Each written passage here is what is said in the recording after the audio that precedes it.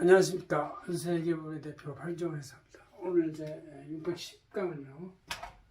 경제활에 활동을 하는 개인이나 개인 사업자들에 대해서 총수입하고 원가나 비용이 어떻게 파악하고 신고하는 제도가 있느냐.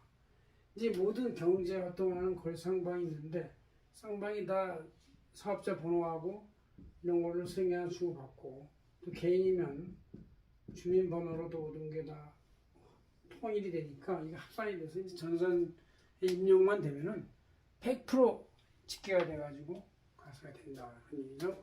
그래서 부가세 과세사업자들은 전자생계한서 주고받는 걸로 거기가 통합이 되고 면사업자들은 사업자 현황 신고라고 해서 매년 1월에 하는 것이죠. 그럼 자유직업 소득자들은 이제 그 주민번호로 3.6%에서 집계가 되고 근로소득자 등등은 주민번호로 이제 근로소 합산해서 이제 집계가 된다 그런 얘기죠. 이것은 우리 2013년 3월 1일자 안세쟁의전을 표지에서 제가 이렇게 요약해 놓은 것인데 완전히 여기 출력을 했습니다.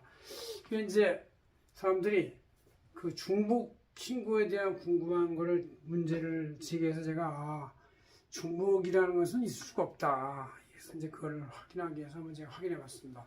일반 과세자들은 부가세 신고 납부를 이제 3개월, 6개월 단위로 아니면 간이가세 1년 단위로 매출 매입상에서가 전자적으로 다 집계가 돼가지고 국세청의 전산망에 기록이 되기도 하고 그걸 또 신고를 또 다시 하니까 국세청에서는 자동으로 승인해서 끊을 때마다 이미 다 그 모든 사업자 간의 거래가 완전히 실시간으로 파악이 되는데 그걸 또 다시 한번 집계를 해서 신고를 하니까 더욱더 잘 알게 되죠. 경업사업자들도 부가세 신고와 면세사업자가 있더라도 경업사업자들도 신고하는 금액이 있기 때문에 어차피 부가세 신고 납부 3개월, 6개월 단위 할 때 면세 매출 외원가도 다 신고하니까 자동으로 똑같이 일반 과세자랑 똑같이 됩니다. 그러면 이 중에서 이제 부가세 순수한 면세사업자는 어떻게 할 것이냐? 이 사람들에 대해서는 사업자 현황 신고라는 것을 총 매출에 대해서 부가세가 없다 하더라도 그걸 면세 또 각종 비용 명세를 매년 2월 10일까지 사업자 현황을 신고하도록 하고 있어요. 그래서 다 알게 되는 것이죠. 1년 단위로 2월 10일까지. 그럼 자유직업 소득자들은 이제 소득지급자가 주민등록번호로 3.3% 원칙인수를 하여서 순액을 지급하지만 해당 소득자가 자기 사업장이 따로 있다 하더라도 그 사업장에서 끊은 생계한서의 매출액과 달리 3.3% 금액은 따로 현황 신고를 하지 않고 이것은 3.3% 원칙인수에 의해서 주민등록번호에서 자동 집계가 되기 때문에 오히려 이것을 자기의 사업장 현황 매출에 포함하면 이중으로 중복해서 신고 집계가 되기 때문에 나중에 그 뭐 또 수정 신고하고 빼야 되고 이런 복잡 문제 생기니까 그 사업장에서 설사 발생하는 이런 자유직업 소득의 3.3% 할지라도 이것은 포함시키지 말아라 이런 것을 제가 이제 확실하게 얘기를 했습니다. 잘못하면 중복 신고 위험이 있기 때문에 나중에 이제 소명은 된다 하더라도 불편하다 그런 얘기죠.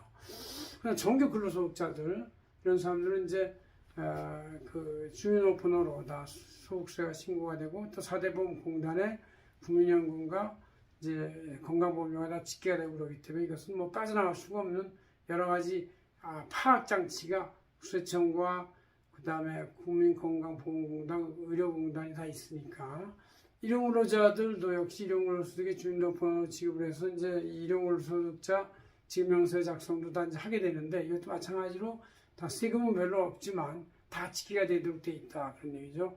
그다음 근로자의 퇴직소득도 정년퇴직이나 중도퇴소할 때 그 퇴직자의 주민등록번호로 다 합산을 해가지고 정상 환산급여의 공제금액을 해가지고 원칙인수를 하기 때문에 역시 정산이 된다, 다 포함된다 이런 얘기죠. 그다음 이제 기타 소득을 하는 경우는 일시후발적 소득인데 열거된 기타 소득에 대해서 60%를 투용비로 공제해주긴 해요. 많이 공제해주는 것이죠.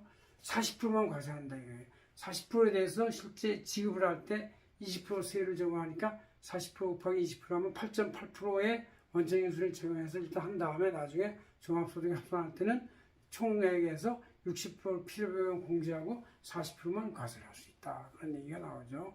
양도소득 같은 경우도 부동산이나 기타 이제 과세소득이 되는 양도소득도 총 양도가 같은 것이 이제 그 그 구세청 전산망이나 건설교통부 전산망에 의해서 다 아파트마다 건설마다 다 기록이 되고 시도원가도 거기다 파악이 되고 장기보호 특별공제를 뺀 나머지 순양도가 소득에 대해서 이제 미리 예정 신고를 앞으로 하게 되고 나중에 확정 신고를 또 하게 되기 때문에 이것도 파악이 된다 그런 얘기죠.